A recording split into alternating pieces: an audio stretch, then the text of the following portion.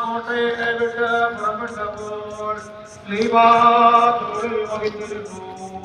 തന്നെ കുറിച്ച് കരയുവാനായി എബ്രായ സ്ത്രീകൾ കൂട്ടമായി കൂടി വന്നിരുന്നു.